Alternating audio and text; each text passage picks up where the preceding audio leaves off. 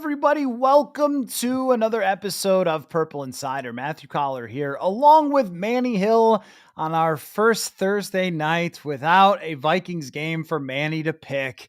It is a tough day for all of us. Manny, it was such a joy this year to have you on Mondays pick the schedule, then give your pick for the game on Thursday. We do the breakdown. We've still got underdog fantasy, but it's not the same without the Vikings players to pick for the games. But as we always have done, Manny, we carry on into off-season discussion. It is here, it has arrived, and playoff conversation as well. And we have a lot to talk about. So I have brought some reading material to the show today from Joel Corry and from what Tom Pelissero said on KFan. And I think that's probably the best place to start because that's the headline of the show. And then a couple of comments from Kwesi Adofo-Mensah that our friend Jonathan Harrison pulled for me. So why don't we begin, Manny?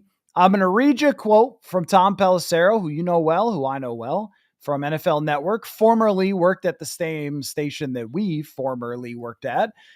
And he was on KFan today. And Tom Pelissero said, I transcribed the quote.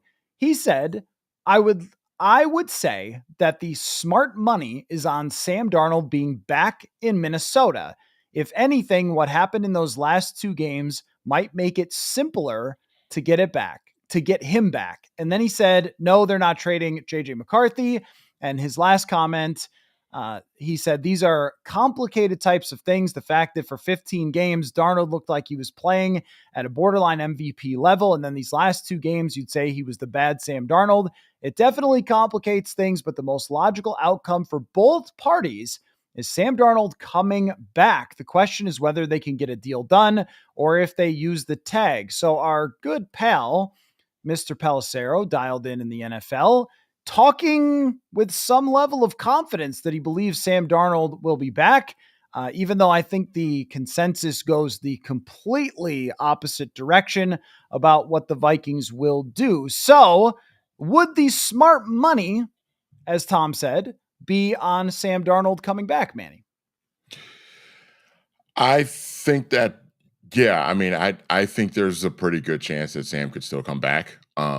And to Tom's point, the fact that Sam really played horribly the last two games of the season, Detroit, and then obviously the playoff game this past Monday night, I think to his point can kind of make things maybe a little bit easier in terms of maybe Sam's value has gone down a little bit based off the last couple of games. And we talk about this a lot. People watch playoff games and a lot of times they make, determinations. Teams will sometimes make determinations off of what they saw in the postseason from a specific quarterback. Certainly a lot of Vikings fans have made their decision already on Sam Darnold based off of what we saw in Detroit and in Arizona. So I think there's, because of that, I think there's a decent chance that Sam could come back just because the price tag might not be as high as maybe we initially thought it was. But there is still that chance that, you get every offseason, there's always teams that are quarterback starved and want to bring a guy in and give him, we saw this with Baker Mayfield. We saw this with Geno Smith, where teams they need a quarterback. They're kind of in a tough spot with where they'd be drafting. So they might not be in a position to draft one high. And then Sam Darnold is going to be out there. And he's probably, if he's a free agent, he's probably going to be the best quarterback on the market, best one available.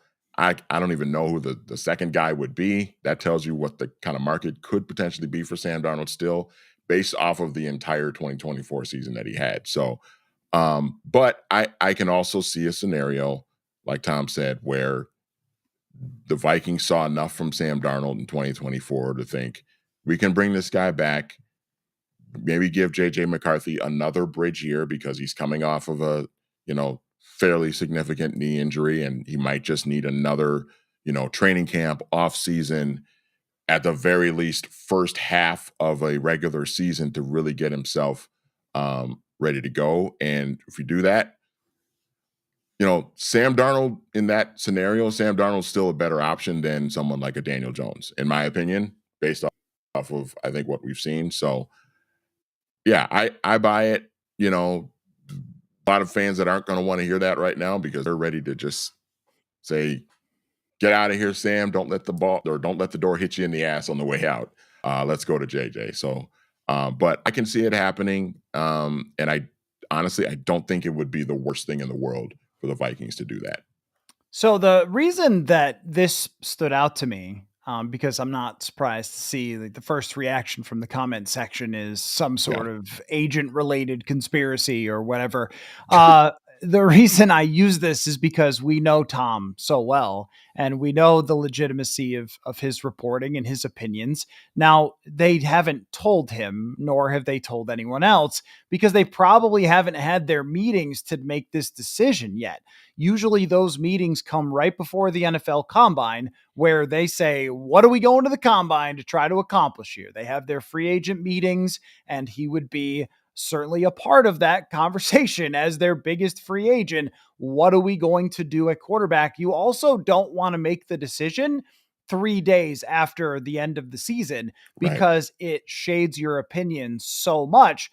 At the same time, you want to properly weigh what we saw and all the issues that may potentially come from bringing Darnold back that many folks have laid out, but it does make it a bigger challenge with the salary cap. There's no question about that if they Yep. were to bring him back. But it really stood out to me that Mr. Pelissero is pointing toward, hey, a lot of people think that even despite these last couple of games, that it would be better to bring him back and allow JJ McCarthy to fully develop. And of course, he added in vehemently, as we have on the show as well, they're not trading JJ McCarthy.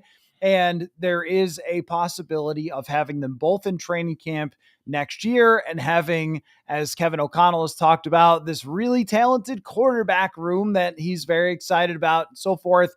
And I guess what I was thinking about, if we're trying to, rather than make an argument, hey, I'm for it, you're against it, that kind of thing, but just how possible is it? Like, what are the odds of it? Because the way that he phrased it is the smart money. Okay, so that's the smart money. Well, I think that in this case, Darnold starting week 1 of 2025, it may be the smart money, but I think it's an underdog a little bit. I think that JJ McCarthy starting 2025 is more likely. My main point throughout talking about this has been that if they want to do it with Darnold because they want to give McCarthy more time, they can. It's not the end of the franchise. You don't have to Right. sell the team because you can't afford to pay a guard. I looked up what Robert Hunt and Jonah Jackson's cap hits were for 2024. I believe it was 13.6 or something for Jonah Jackson, who got one of the biggest contracts, and maybe it was under 7 for Robert Hunt in the first year. Those are two guards who got paid big dollars, $100 million contracts. But in the first year, their numbers were not that high, as is kind of the case with all of these free agent deals that get done. So that's always been my point, is that you can do it. It doesn't destroy the franchise. It does make it a little bit harder, but they planned for cap space and everything else. I do wonder, though, which side everybody would stand on in the building. The owners. Hey, guys, didn't we move on from Kirk because we don't want to pay a quarterback? But also the owners might say, we just won 14 games. I don't want to win 8 because we're training a new quarterback who's never played before. Or you could look at it from O'Connell's perspective and he could say, do I really have to teach another quarterback how to play again? Like, after having to teach Kirk the system and then teach Darnold the system, and now you got to reteach it to JJ McCarthy because he knows it up here, but he doesn't know it with all of his body movement and the timing and everything else that goes into it. And the same with, people bring up Daniel Jones, which is interesting because Daniel Jones has been worse over the last 2 years than Sam Darnold ever was in his career. But okay, I get that could be your backup, I guess, your backup option. But then again, you look at Daniel Jones's record and do you go, yeah, he could bring us right back to the playoffs. Like, I know Darnold was poor before, but Darnold also played really well in his more recent sample before coming to Minnesota. That's the opposite of Daniel Jones. So where's your percentage at, Manny? Because I think where I would probably lean right now is maybe 60% chance that it's McCarthy and 40% chance that it's Darnold coming back. but I'm not really confident in these numbers. I'm not either, and because I I the reason why I feel that way is because, to your earlier point, I I'm not even sure the Vikings are 100% sure on the direction that they want to go now because of sort of what we saw from Sam Darnold this year, which was statistically he was very good for a majority of the season. You know what I mean? You can't just sweep that under the rug and pretend like that didn't happen because of what happened the last two games of the season. On the other hand, what happened in the last two games of the season also you can't just ignore that either. You have to factor that into it as well. So I think this is a decision that Kwesi Adofo-Mensah and Kevin O'Connell and the Wilfs for that matter, because this is the money that they're investing into this team, the cap space, all of that stuff. This is something that they're all going to have to really sit down and have a long discussion about. And teams do this anyway. After regardless of what the quarterback situation is, they sit down after the season is over and they evaluate everything that they saw during the season, the good, the bad. What's our next step? How do we do this? The teams that win the Super Bowl do this at the end of the season of like, hey, we just won the Super Bowl. How do we get back there next year? You know what I mean? That's always so. So they're going to sit down as a group, as an organization, and they're going to talk about this. I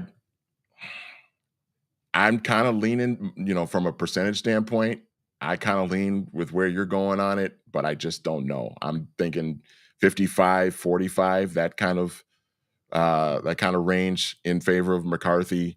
But I just don't know. I mean, because I still think this is something that they're really mulling over as well.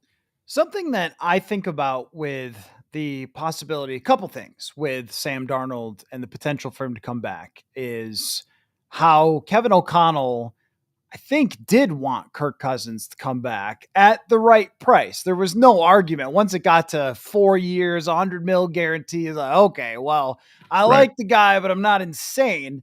We'll let Arthur Blank be insane and then now be cutting or trading Kirk Cousins at the end of their season. But I do think that his want for Cousins to return and draft a quarterback was real. I think that that is the route that O'Connell wanted. I think he wanted to sort of have his cake and eat it too with a bridge quarterback to develop someone for a year because he really strongly believes that you have to be 100% ready to go play when it's time, or that can be very damaging to a player's career. And I think it was very damaging to Sam Darnold's career.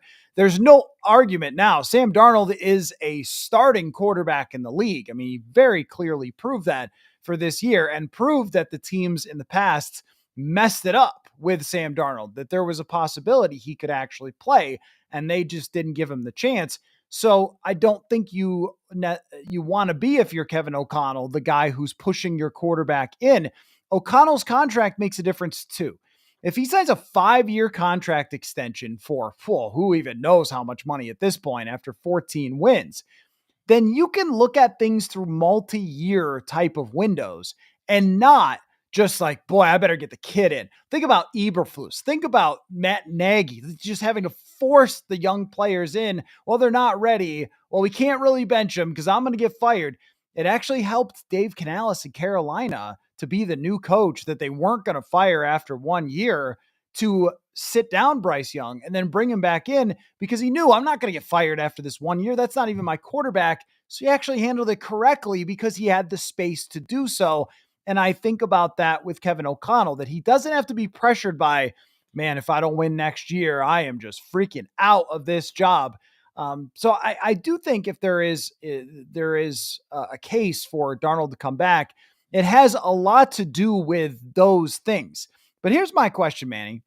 Do you think that Sam Darnold wants to come back because of the coach, the receivers, how much success they had, how fun the locker room was? Or do you think that Sam Darnold would be like, okay, I went to, how college players, they go to like a community college and they light it up and everything. Then, all right, now it's time to go on to real college or sort of thing. Like, is it for Darnold? hey, I went to the KOC school of pumping up your stats and making people believe you're good. Now, where am I off to next? Because does he really want to have JJ McCarthy behind him, or would he rather be somewhere else? It's a great question. I think all of the factors would have to come into play. I think if you're Sam and you're trying to make that decision of like, okay, first of all, I think he has to think, okay, how badly do the Vikings want me back? Do they really want me back? You know, how badly do they want me back? They've got JJ sitting there.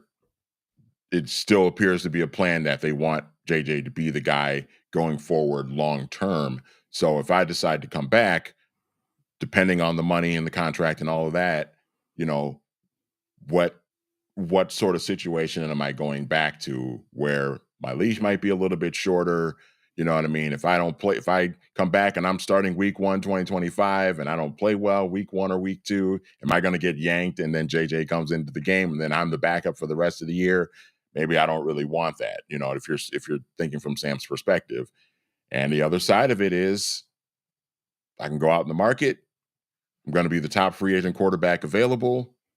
There's probably a huge drop off between the number two guy. Like I just said a minute ago, I don't even know who the number two free agent quarterback would be, Gardner Minshew or something like that. I don't know who it would be, but it would be a drop off, I think. And so that could possibly present an opportunity for Sam to get, you know, a pretty substantial contract from somebody that is in need of a quarterback. The other part of it is if you're Sam, you can think, all right, look at all the success I had last year. My career was kind of revitalized with Minnesota. Am I guaranteed to have this same kind of success if I sign with, like, let's say the Raiders or somebody that is maybe not is able to get, you know, a Shador Sanders or a Cam Ward in the draft? Then they're probably going to be looking to somebody like me. Well, I go to Las Vegas. There's no Devontae Adams there anymore. Who am I going to be throwing to? They're going to have a brand new coach. What am I kind of walking into? I might get a nice contract, but am I going to have as much success as I had in 2024? So he's going to have to like weigh all of those options because it's not guaranteed for him to have the same sort of infrastructure and setup if he goes somewhere else. Might have a bigger paycheck, but the success might not necessarily be there. I mean, that is the biggest thing that's hard to figure out for me is if you look at, okay, Darnold, let's say he stays in Minnesota and then they start out 4-3 and he's playing okay and he's got a 89 quarterback rating and not 102. Everyone's just going to want McCarthy to play. Yeah. And it's going to be like in the stands, especially with how riled up people are about this now and how they do not want him back. The first sign of trouble in those stands, it's going to be JJ. They're going to want JJ McCarthy to be out there. And that might not be something that you want to deal with if you're Sam Darnold. You might very much prefer to go to anywhere and just say, you know what, I'm going to make a bet. I know New York's tough, but I'm going to make a bet on the Giants. I get Malik Neighbors. I think Brian Dable is a good coach, and off we go, right? I'm going to go play there and see what happens. I don't think that's a great idea for him because that organization has fallen into disrepair, and we're not totally sure Brian Dable, somehow coach of the year in 2022, is actually good at this. And the same thing, like you said, goes for the Raiders. If they don't get Shador Sanders or Cam Ward and they're just saying, hey, Darnold, come save our franchise. Oh, yeah, like you said, the number one wide receiver we used to have here may no longer be here. And so good luck.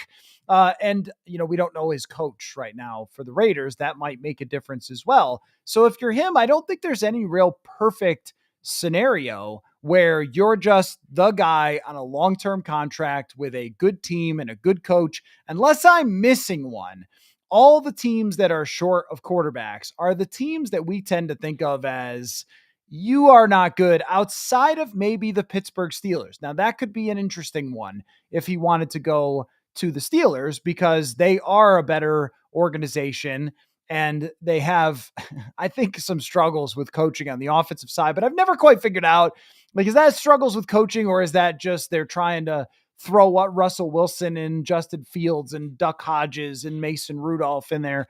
I think it's probably a little more of that, but they also seem to struggle with wide receivers and they run too much because Tomlin wants to run and play defense. It's like no place gives you Jefferson, Addison, Hawkinson, and when Darisaw comes back, one of the best left tackles in the league. That is what makes it difficult from his perspective. I will read you what Joel Corry, former NFL agent who writes for CBS Sports, said about this situation. He wrote a long article. He said there is a possibility the Vikings would not get a 2026 compensatory draft pick by letting Darnold walk in free agency. It would depend on how aggressive they were in signing free agents. Because of this, using the franchise tag to trade Darnold isn't out of the question. Then he referenced the Matt Castle trade and how, he got traded back. I think was it 09 after Brady had gotten hurt. Castle played well. They franchise tagged him and then traded him to the Kansas City Chiefs. Joel also wrote the Vikings may be intrigued by a Mayfield type deal with a modest 2025 cap hit and several million less than the 2025 franchise tag for Darnold because McCarthy is essentially a rookie who is an unknown quantity. And this is where that right there is one of the things that I keep saying out loud and no one seems to process it. JJ McCarthy hasn't played any football at all. I mean, a preseason game against the Raiders, not even the starter of the preseason game, or was he? Was he the starter that day? I think, did he start or did Darnold start? Who started that game? It must have been Darnold. Yeah. No, Darnold had the first drive. So he didn't even start the preseason game and he lights it up. And that's it. Like, that's it. That's the only experience we have other than the training camp practices where he was great. And I reported from them that he was making a push. I reported from them that I thought he had parts of his game that were more talented than Sam Darnold, seeing the field, processing, all those things. But he's played no games. Everyone is sure JJ McCarthy is better than Sam Darnold. Just like lock it in, all set. We're good. He's going to be way better. I saw in the comment section, he would have won those playoff games. What?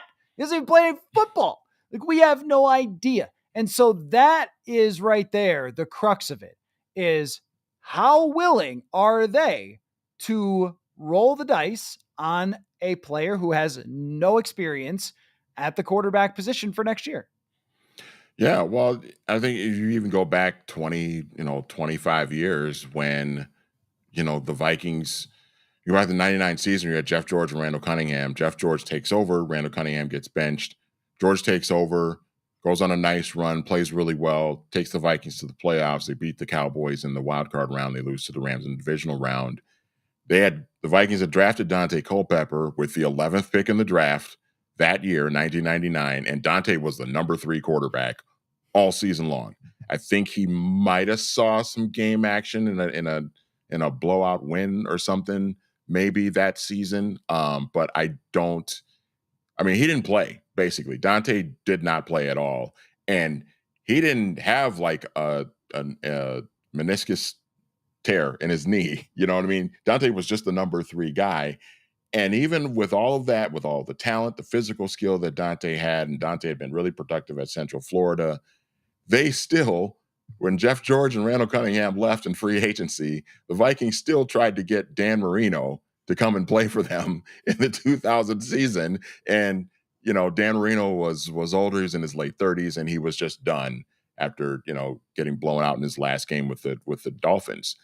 But even then, with Dante Culpepper having kind of a redshirt year, a healthy redshirt year, the Vikings at that time were still a little bit unsure about just handing the keys over to this veteran, talented team with weapons and a running game and a great offensive line. With all of that set up, they were still hesitant to give Dante the keys like that. Now, eventually they did because Marino told them no, and they really had no other options. And they went to Dante in 2000, and it worked out. He had a great season. They got to the NFC Championship game. We don't have to talk about that game too much, but Dante had a great first season as a starter, led the league in touchdown passes, et cetera, et cetera. So I think it's fair to fast forward 25 years, and obviously it's a different setup for the Vikings now, different coaches, different ownership, all of that stuff. But it's reasonable to think that the Vikings have this situation with JJ McCarthy where they just want to be sure that they give this kid the proper what's the word I'm looking for? Just the proper path to the best kind of development that he can get. And maybe that might not necessarily mean throwing him out into the wolves in 2025 and then expecting the same kind of results or similar results that you had this year. And I'm not necessarily talking about they're going to start JJ McCarthy week 1 and they want him to lead the Vikings to a 14-3 record into the playoffs. That's not necessarily what I'm saying, but you do have a veteran team with a lot of guys who have gotten a taste of winning and being in the conversation of going to the Super Bowl this year. Some of those guys that are coming back are going to want to do that again. And what are you telling them when you decide to just outright say, all right, we're going to turn it over to this kid. We're going to give him the keys of the car. And here we go, guys. We're going to go 12-5 or 13-4. We're going to get to the playoffs again. And this time we're going to win because it's not Sam Darnold. It's JJ McCarthy this time. I don't know if anybody can really predict that it's really going to play out that way. It might not be quite as good as what we saw this year. Well, there's just a lot of areas that went completely right for this team that would be hard to repeat. One of them is that they were completely healthy on defense, and that's a big part of it. So, I mean, I suppose, you can equal that out by getting more talent on defense. They could do that either way, but it's easier to do if JJ McCarthy is the guy, then they can do the spending spree. Just like they did last year and go in on that defense and try to stack it back up. But having it be completely healthy is hard to do. They had, I think, the biggest yardage differential in penalties for this year for how many yards they got from penalties from other teams. Like, there are things that have to fall in place. The quarterback did have 5 game-winning drives, which is another tough thing to repeat. You need to win the 1-score games. They won basically all of them. So that's a tough thing to repeat. Like, these things that will regress might end up hitting JJ McCarthy like a ton of bricks, as opposed to Sam Darnold, which could offer some challenges for him at the beginning of his career, which I think that you could make the other side of that. And you could say, well, that's true, but you'd rather step back and win 9 or 8 with McCarthy for next year to develop him and make sure that he's ready to go on in the future. Where it's difficult is that you have so many players in their primes that are on the team, Grenard and Van Ginkel and Cashman and Jefferson and so forth. And it's a difficult thing to say, well, you're actually going to have a step back year here. So give it all your best around this guy, but we're probably not really competing for a Super Bowl. And realistically, Jayden Daniels is about as good as it ever gets for rookie quarterbacks competing with playoff teams. Daniels, CJ Stroud last year, they would need some sort of season like that from JJ McCarthy. But I'll throw you out some historical things to go on the McCarthy side of it, which would be, this is funny, Brock Purdy playing for San Francisco. He had those couple of games where he impressed in 2022, right? And I think he had gone 5-0 as a starter or something, then hurt his elbow. The 49ers called none other than Tom Brady and asked Brady to be their quarterback. This reportedly happened. I'm not making this up. This happened. So they called Tom Brady and they said, can you come play quarterback for us for a year? And they talked to Brock Purdy and they told him, can you just chill for a year and watch Tom Brady play? And then you're our guy later.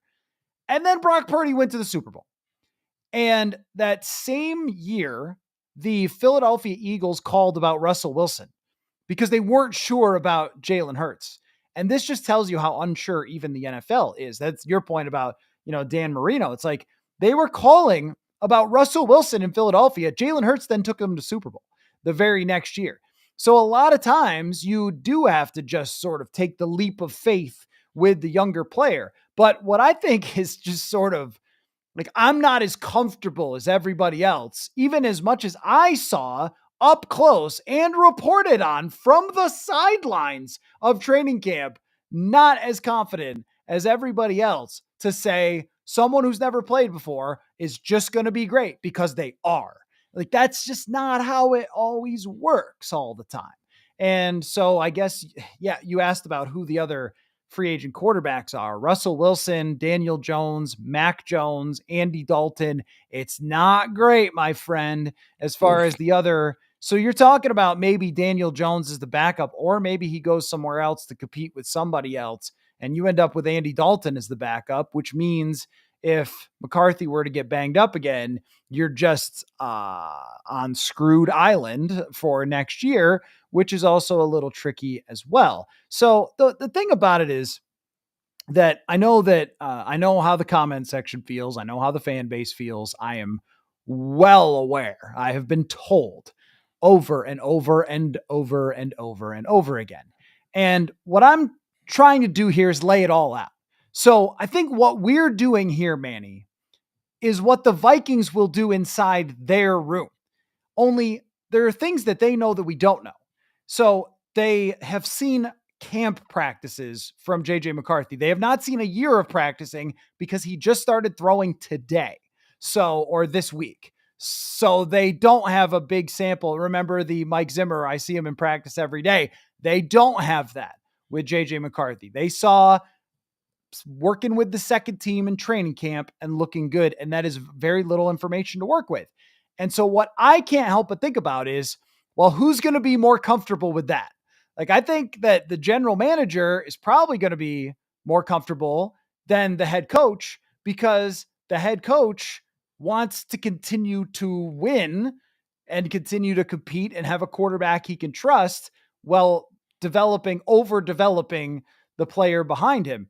And I don't know where that goes. But Kwesi Adofo-Mensah did, I have this clip here, answer a question. He gave an update on where JJ McCarthy is in his recovery. And this is a big factor to this decision. McCarthy, though, I mean, from a physical standpoint alone, like, where is he at? And, like, how can you kind of think about what he might do until he's at that point? Yeah, he's on the field throwing and training. I try and go get a walk in before I talk to you guys so I don't talk as quickly.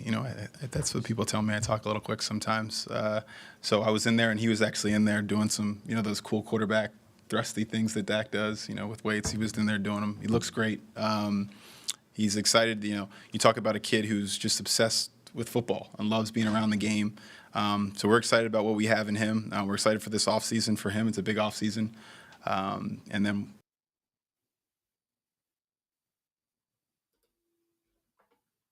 so there you go. He's starting to get back on the field. He started to do his movement stuff.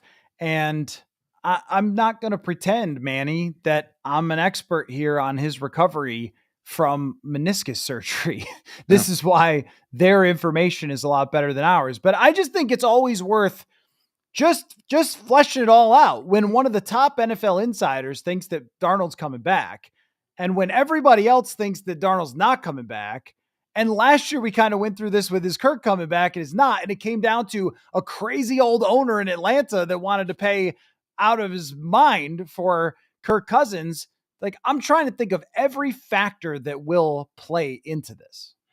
Yeah, I mean, I just think that in all of your years of covering this league and all of my years of just following the league and loving the league and following the Vikings, the number one thing that we have learned is that we just don't really know. And we can speculate and we can guess on how we think something is going to play out. And we can talk about like different scenarios and, how things can play out one way or the other, but we just don't know for sure. Perfect example. Vegas thought this team going into 2024 was going to win like 6 or 7 games. And they won double that. So we just don't know. And I think what we have to be careful of is just making an assumption that JJ McCarthy is just going to step in and he's going to be great and he's going to go throw 30 touchdowns and they're going to go to the playoffs and it's just going to be great and they're going to go to the Super Bowl in the next couple of years. We just don't know. And that's not me saying that I don't like JJ McCarthy or that I don't believe in him. I'm saying we just don't know. I actually like JJ McCarthy. I think he's got a pretty good chance to be pretty good. But I don't know that for sure. And so I think for people to kind of have this assumption that it's just absolutely going to happen, that it's going to work out exactly the way that we think it's going to work out because it's time to go to him, we just don't know that yet. And I think I hope that everybody's going to kind of taper their expectations for next year, because it's a possibility that this team could end up not having as good a season as they did in 2024. And then my question is going to be, how's everybody going to feel if it plays out to where this team goes like 10-7 and, you know, maybe they make the playoffs as like a 6 or a 7 seed, or maybe they go 10-7 and don't make the playoffs. That's what the Seahawks did this year. Seahawks went 10-7 with Geno Smith and a team that had some talent, and they didn't make the playoffs because it wasn't good enough. How's everybody going to feel about where it's going? You know what I mean? How does JJ McCarthy play during those 17 games? You know, how's everybody going to feel about Kevin O'Connell and Kwesi Adofo-Mensah, you know, if that happens? And the reason why I say that, the reason why I ask that question is it's possible. It's possible it could play out that way. Or maybe JJ McCarthy starts and they go 13-4, 14-3, and they make the playoffs. Maybe. I probably wouldn't bet a lot of money on that, but it's possible. The overall point is we just don't know for sure. Let me try to work out a few of the misunderstandings, I guess, when it comes to where we stand with this. Preston says, last year everyone said you can't win giving $35 million to your quarterback every year. Now they're wondering if they could bring back Sam at $35 million. No, you can't. Well, so the Kirk discussion is quite a bit different than the Sam Darnold discussion, because if you think about the two options for Sam Darnold, one of them is a franchise tag for 1 year. Kirk Cousins was not the problem with the salary cap in 2018 or 2019. Not when they had a winning team. They kept everybody. They had the whole team come back. It was that he didn't play well in 2018. They hired the wrong OC. He did not do a very good job in the biggest games, and he seemed to really struggle to assimilate himself. Oh, and the coach hated him. Like all those things. So that's a little bit different. And then when they needed a full rebuild, where they needed everything after 2019, they extended him on a short-term deal that took up a huge amount of cap space, so they could only go get, and they also kept everybody that they could. They kept Kyle Rudolph on a big contract. You know, they signed Dalvin Cook to a big contract. Like, those are not things you should be doing. We also have to keep in mind that the general manager who dealt with that signed the worst possible contracts for Cousins to work around, and then made the worst possible moves around Cousins and missed on a bunch of draft picks too. We act like only the current GM did that, as if he inherited a team with 1 million great draft picks on defense before. And he's sort of trying to be chasing the failed picks from the Spielman era, but those are just different circumstances than we're dealing with now. And when we look at the two options, the $35 or $40 million on the franchise tag for a single year really does not negate your ability. I gave you what the top guards cap hits for this year that signed last offseason were 13 and 7. Like, it's not a crazy thing for a year. That's always been my point. Is that for a year, you can do it. Or even if you sign him to the Mayfield deal with the plan to trade him if you feel really comfortable with McCarthy. And what keeping Darnold does is that it keeps you sort of gives you this option to allow McCarthy to be fully developed by the time he plays. And so this is another sort of misunderstanding. Is Midwest says, I'm blown away. Matthew seems to be leaning toward the Darnold take, which you have to understand. And I know there's been internet weirdos who have tried to make this a thing, and I wish them the best of luck. Use me for your own gain all you want. You freaks can do whatever you want. It doesn't bother me. It doesn't hurt me. But let me just be clear on this. Always, from day one, the most important thing is the guy you drafted to be your franchise quarterback and developing him the best way you can so he's 110% ready to lead an NFL franchise And if in the eyes of Kevin O'Connell, he needs another year, then bring back Darnold. If in the eyes of Kevin O'Connell, McCarthy is ready to go, franchise QB, we're good, then go with it. And that take is not hot enough, I guess. It's not, I'm on this side, you're on that side, me and Manny yelling at each other. I wouldn't win a yelling battle with Manny anyway, because of your voice. Is there anything unreasonable? No, I'm also not milking it for content, Wade. What are you doing here? I guess if you think that, just go away. I mean, what are we doing here? Like, this is a very difficult decision that an entire organization has to make. And it's the most interesting one in the NFL. We're going to talk about it. Here's what I'm going to do. I'm going to do what everybody in the chat is doing. I'm going to make an assumption based off of what they're saying to us. I'm going to do what they were doing to us. They're making assumptions about what we're saying. So I'm going to do what they're doing to them. I think that the fans that are desperate to get JJ McCarthy starting for this team in 2025 looked at the Bears, the Commanders, the Patriots, and the Falcons all getting to play with their rookie quarterback toys in 2024. And their guy was sitting on the bench for the entire season. And now they're anxious. They want to see their guy because look at what the other teams, they got to play with their rookie quarterbacks. They got to put those guys out there. I want to see my guy too. I want to open my Christmas present now. There. No, Midwest, I was not calling you a freak. I was referring to people who use my analysis to try to make assumptions about you're on this side, you're on that side. When anybody who's actually listened to the show the whole time knows that that's just not how I do business, because I'm a professional reporter, not some whacknut on the internet who just types in all caps.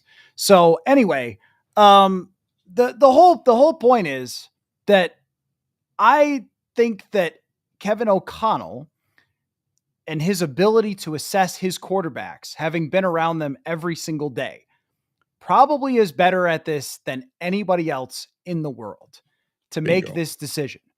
And so if Sam Darnold takes the first OTA rep as QB1, what that means is the head coach, who is as good at working with quarterbacks in the universe, has decided that he wants JJ McCarthy to develop more. And yes, I'd be okay with that. And I don't know who would walk up to Kevin O'Connell and be like, no, you can't do it, bro. Not after the way that he's played this well. And, you know, if you're just going to keep repeating that they can't win with a quarterback who's getting paid, I don't know. Matt Stafford just kicked your ass with a big contract. So I don't know. I'm just saying, like, it gets exhausting. And, you know, I guess it's hardly worth. Jalen Hurts might go back to the Super Bowl. It's just hardly worth it. The Eagles paid him. It's so hard. It's so hard to listen to because we go through all these different aspects. We have this really interesting discussion. Then someone's like, can't win. And you're like, okay, I've explained this like 50 times. I just gave you the guard cap hits from last year. That's how much work I've done on this. I mean, I don't know, man. I don't know what else I need to do other than just close the chat for the rest of the offseason. But anyway, so let's talk about some playoffs here. And look, I get it. It's the hottest topic and everyone wants McCarthy, and that's always and forever going to be the case. Your point, Manny, about wanting the new toy and everything else. There was an old saying when you and I were growing up that has gone away, but it still has truth here, which is the most popular player on the team is the backup quarterback. Because now that's gone away because they don't bench quarterbacks anymore. But that used to be the case because when a starting quarterback would struggle, everyone would want the other guy. Be like, he could do better. And then the other guy would come in there and sometimes he would and sometimes he wouldn't. But when it comes to, JJ McCarthy, I think that you always want to make sure that he's fully ready to play. And that is the biggest thing. And if that means bringing back someone who led you to 14 wins, 35 touchdowns, 4,300 yards, a top 10 rating, top 10 PFF rating, oh my gosh. Like sometimes it just feels like, why did I cover the whole season when I could have just shown up in January and then just said Darnold is terrible and he can't play? I made a mistake. I spent a lot of money traveling to Seattle to watch him throw a 40-yard touchdown. So I feel like I've been gaslit a little bit here with people acting like McCarthy, or that McCarthy is just clearly and obviously will be way better than Darnold, and there's just no discussion to be had. So I think that's why I push back on it. And then, of course, people assume and they say, how many playoff wins? I get it. Trust me. I flew to effing Glendale, Arizona, and it cost me a ton of money to go because I had to change my flights around only to watch them get their tails kicked. I get it. I understand the whole deal. He got sacked a bunch of times, everything. He was terrible last 2 games. Thanks for letting me know. I get it. It's more complicated than that. Then I just watched a game where he played bad, so get rid of him. But we tar and feather quarterbacks. That's what we do. Hopefully, the folks in Los Angeles with Justin Herbert. Well, think about Matt Stafford too. I mean, how many bad playoff games did he have before he didn't? But anyway, yeah, I want to talk about something else.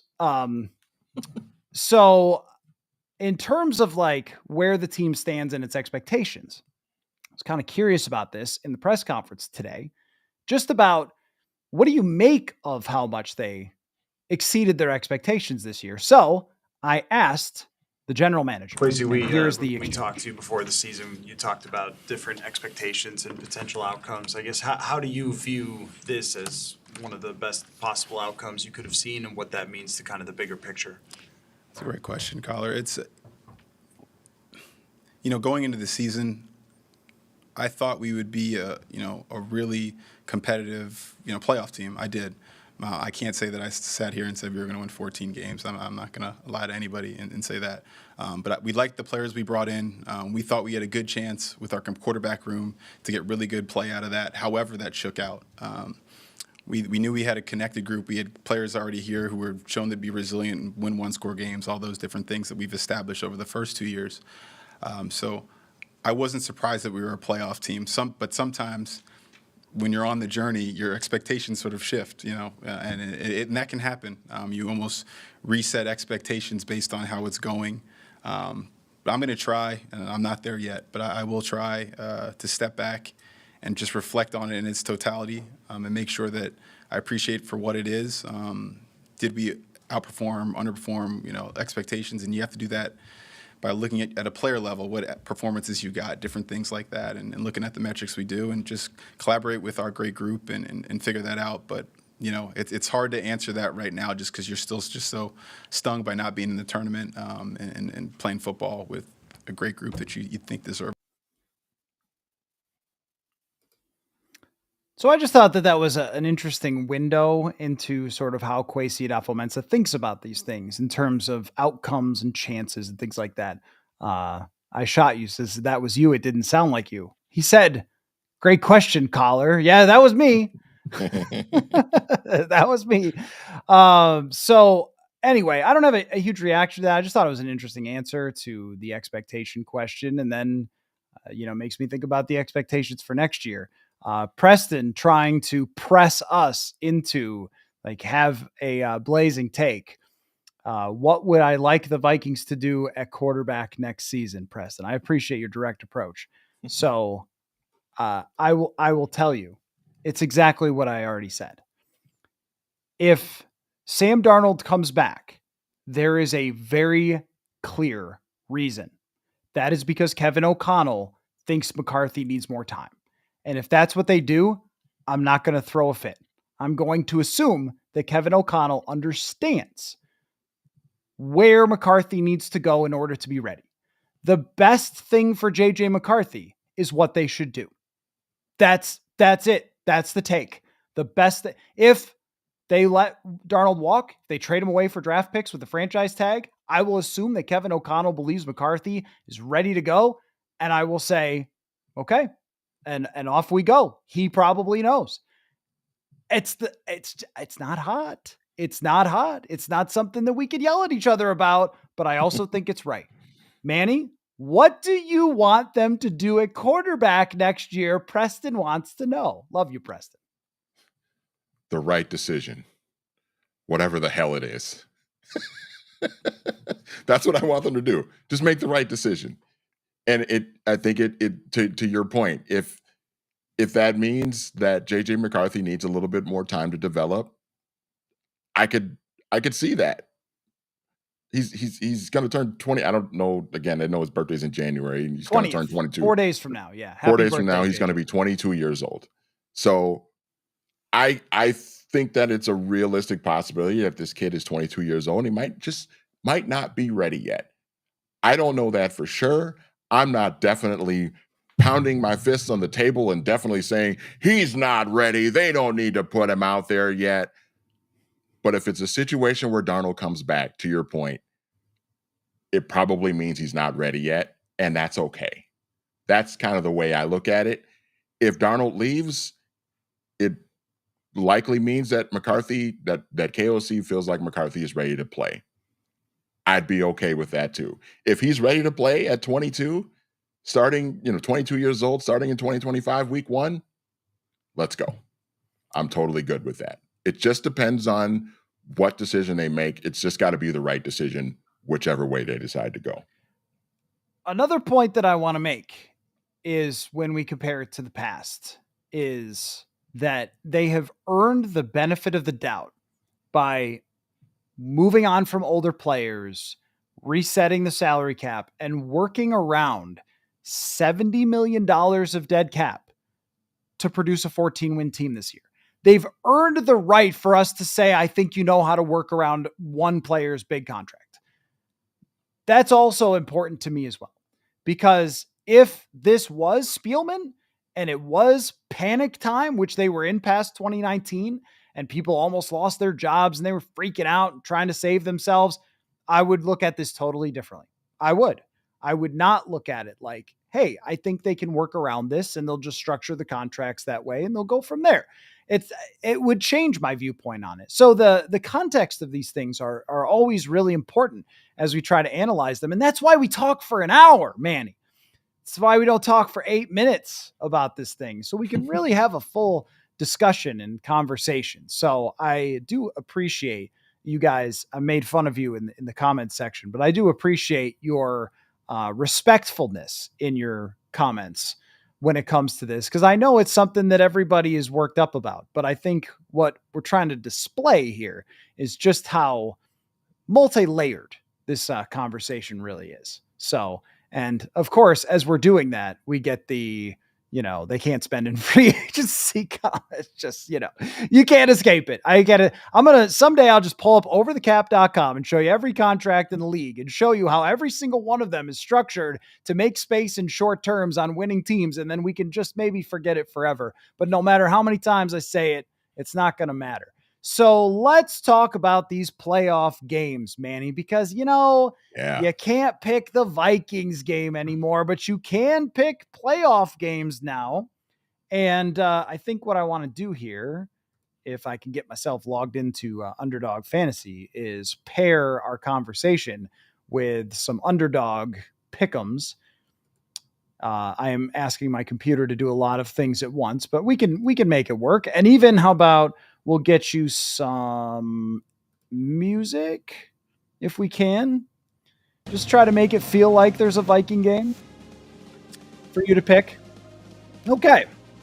So Underdog Fantasy, by the way, great sponsor of this show, the best place and easiest place to play fantasy sports and the fastest growing fantasy app in the industry. We're going to do some pick'ems here. You can make up to 20 times your money. Also, if you use the promo code PURPLE, you can claim your special pick, first time deposit offer up to $1,000 in bonus cash. Also, there is endless tournaments to get in throughout the entire playoffs. If you go to Underdog, you can play, and you can play cheap, which I think is my favorite part.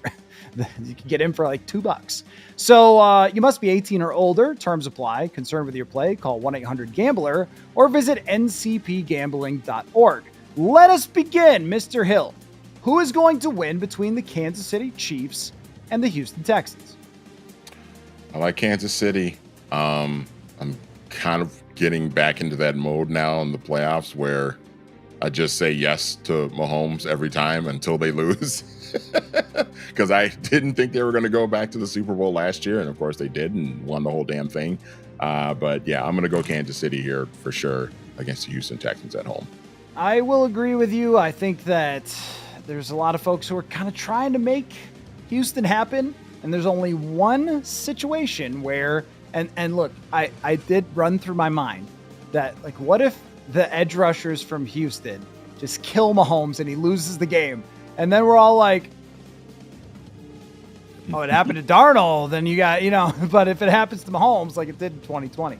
So anyway, I don't think that the Texans have much of a shot at this, but that's the only shot, is that they cause turnovers because of Danielle Hunter and Will Anderson.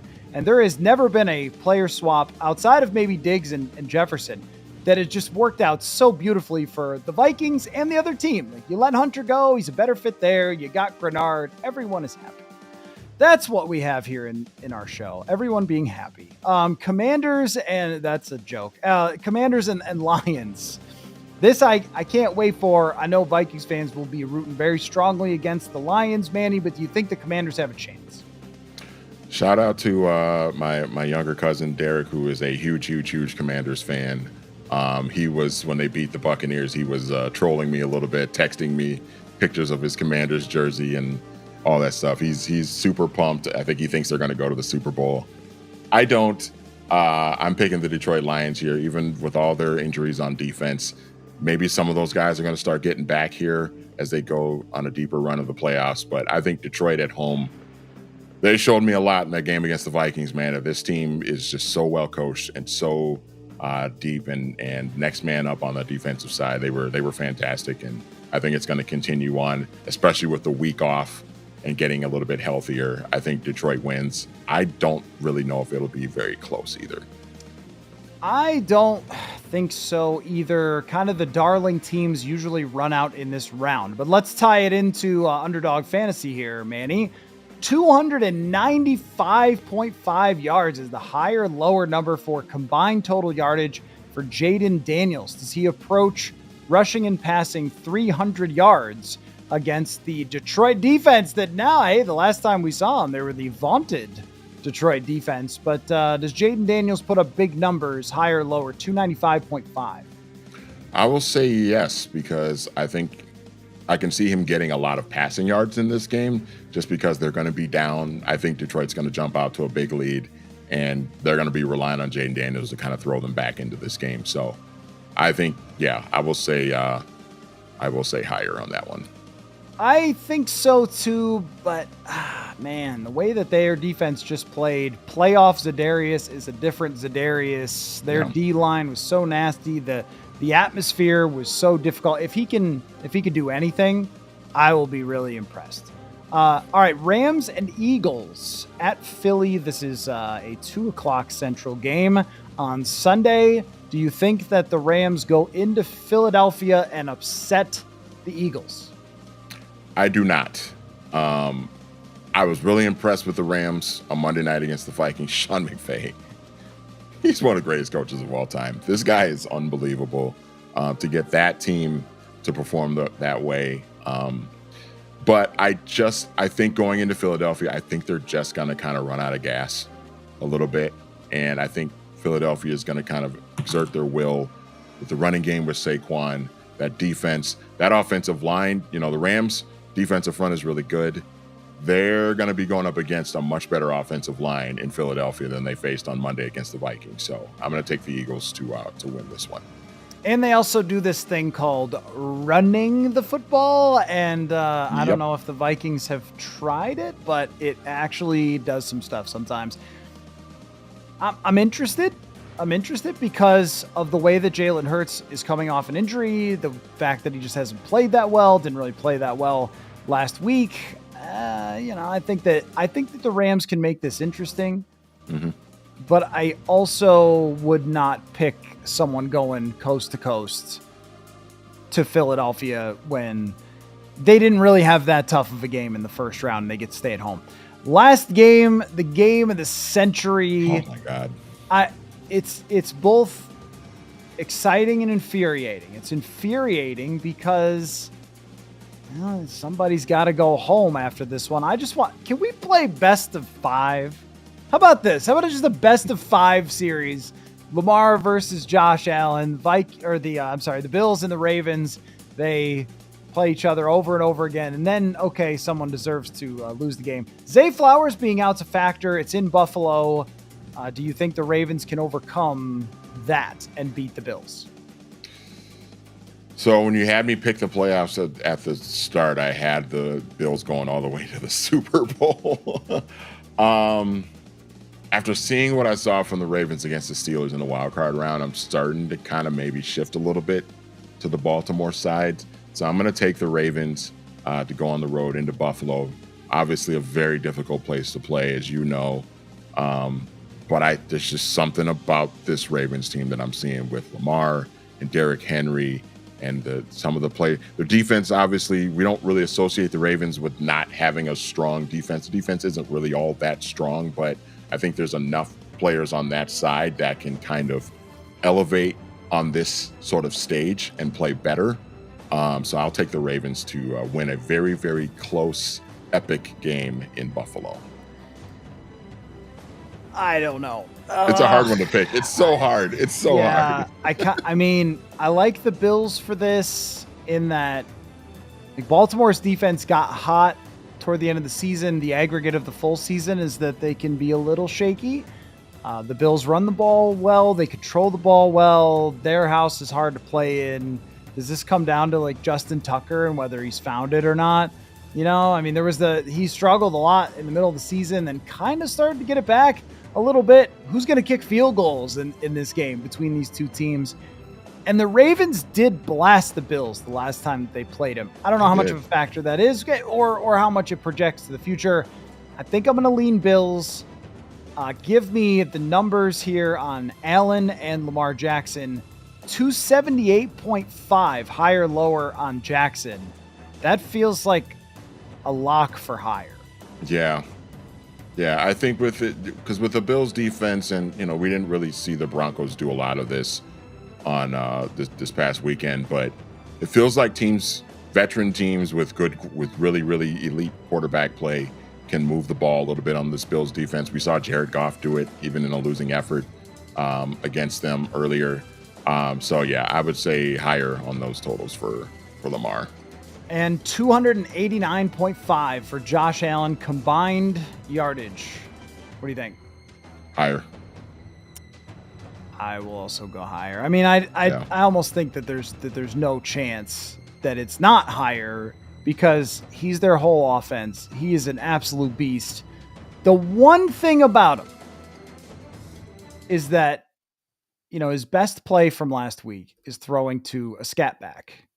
And Chester Taylor out there catching the ball in the back of the end zone or David Palmer or whatever. It's not a true number one wide receiver. And Zay Flowers is going to be out in this game too. So they don't really have one either. Which quarterback can overcome not having that one guy to pump the football to all night?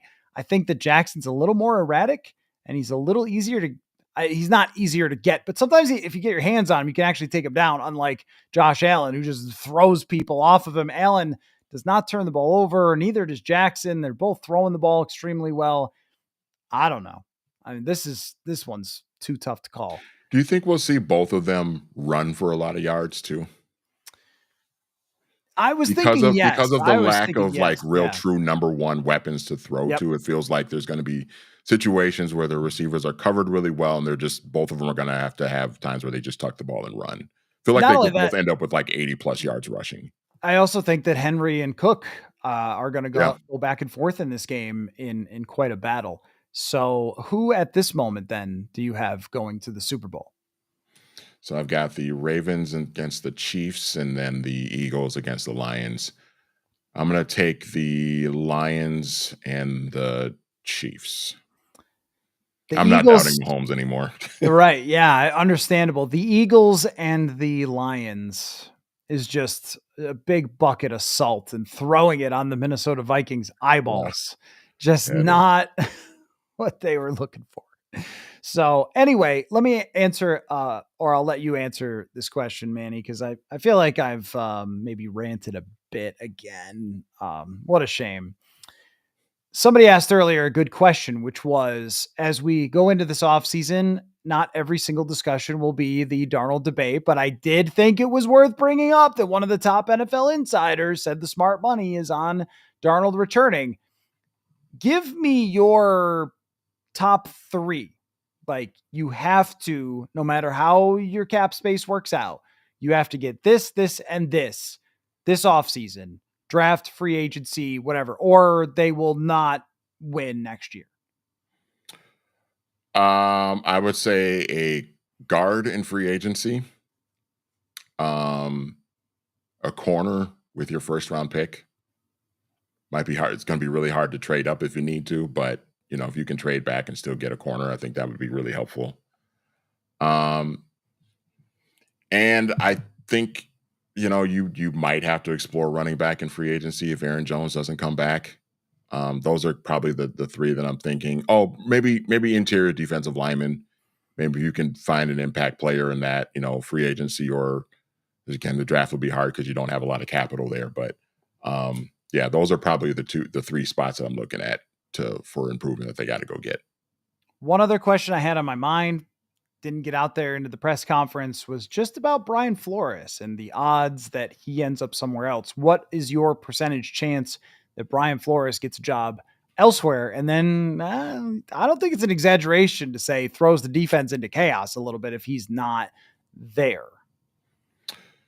I would say 15 to 20% he gets a job.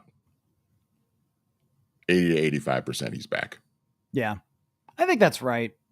It would take him really blowing away somebody to want to turn the keys over to him again after what happened before, and the Tua stuff still lives. I don't think that that's just gone away, but he's going to have some opportunities. He's going to have 3 interviews, I think, over the next 2 days. So there will be some real chances for Brian Flores. Anyway, well, thank you all for listening and participating. And thank you, Manny, for your time. Manny and I will keep grinding on Mondays and Thursdays through the playoffs. And we'll react to what happens over the weekend and go from there into the offseason with news and all different things that come up, and we'll have some fun discussions as well. So thank you, Manny, as always. Thanks everybody for listening / watching, and we will catch you all next time. Football